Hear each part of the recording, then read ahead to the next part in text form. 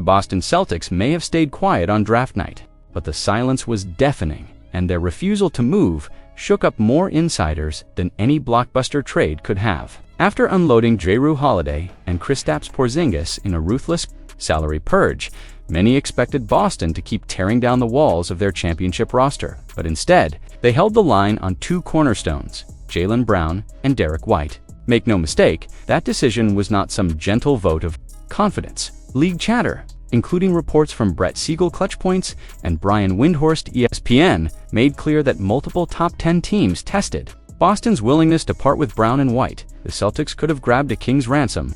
They didn't. Why? Because Brad Stevens, under the bright lights of the post-draft press room, made it crystal clear. Boston is doubling down on what's left of its title DNA, clinging to the last proven pieces of a battered, expensive, yet still dangerous core.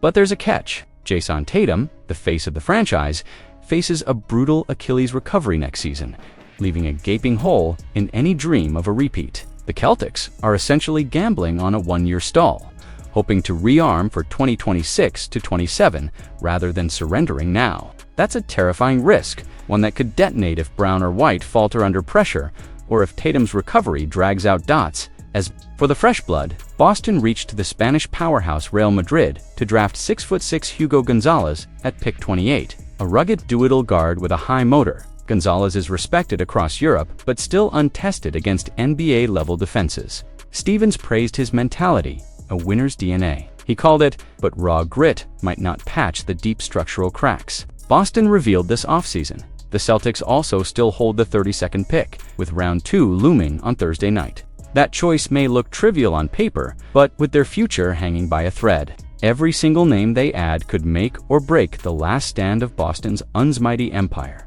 Brad Stevens stood before the cameras on draft night, bound by NBA regulations that gagged him from speaking plainly about one of the most jarring roster overhauls in recent Celtics memory. The deals moving JRU, Holiday, and Kristaps Porzingis cannot be finalized until July 6th. But the tremors are already shaking the foundations of a franchise that only weeks ago was celebrating a championship instead of a victory lap. Stevens was forced to defend a gut-wrenching decision, sending away two key starters who had just powered Boston to banner number 18. It was an act of financial triage, not basketball logic, driven by the suffocating constraints of the second.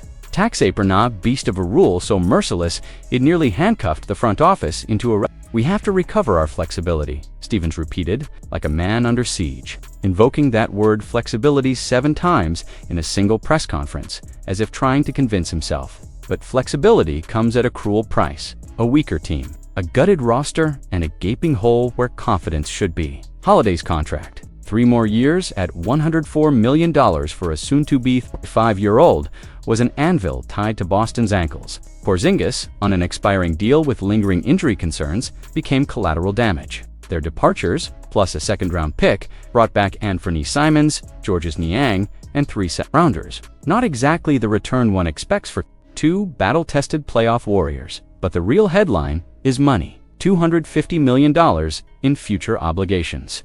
Vanished with a pen stroke? That is the price of salvation from the tax nightmares of the new CBA. That is the price of daring to compete in a league designed to punish spending. After sliding down in Thursday night's draft, the Boston Celtics made a move that could either be remembered as a masterstroke or fade into irrelevance. They grabbed Kentucky center Amari Williams with the 46th overall pick in the 2025 NBA draft, a calculated gamble on a physically imposing but polarizing big man whose path to the pros has been anything but ordinary. Williams, born and raised in England, built his name over 4 underappreciated seasons at Drexel before transferring to Kentucky for a final showcase, standing 7 feet tall with a 7'6" wingspan. Williams has been praised for his unselfish passing and his tenacious interior defense, highlighted by a rare 3-time QA Defensive Player of the Year run, but the rest of his profile is a cautionary tale of how raw tools can both thrill and terrify scouts. Williams is a true paint bruiser who can finish around the rim, but he has shown almost no development as a floor-spacing threat, an alarming red flag in a league where even centers are expected to step beyond the arc. Over his entire collegiate career, he took a pitiful 30 total 3-point attempts, hitting them at a merely average clip, and his free throw accuracy has hovered in no man's land, never cracking 66%. For a modern big, These shooting numbers could be a death sentence without serious mechanical overhauls. Yet there's more than meets the eye.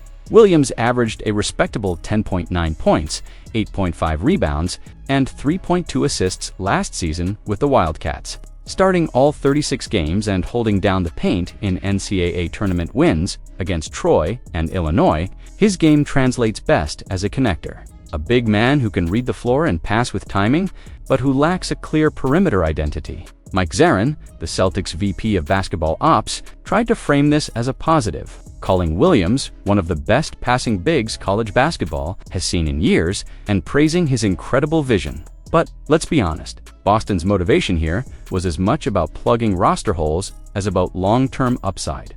With Kristaps Porzingis shipped out to Atlanta and both Al Horford and Luke Kornet floating in free agency limbo, the Celtics' frontcourt depth has been nuked to ashes. Beyond Xavier Tillman and Neemias Queta, two players who barely moved the needle last season, there's a vacuum where a capable backup center should be. Williams, 23, and already physically mature, may end up as a two-way G-League shuttle, but could be forced into real minutes sooner than expected if Boston's front line continues to erode. The pick also reflects Boston's broader budget chess match. They acquired the 46th pick from Orlando, which climbed up to no. 32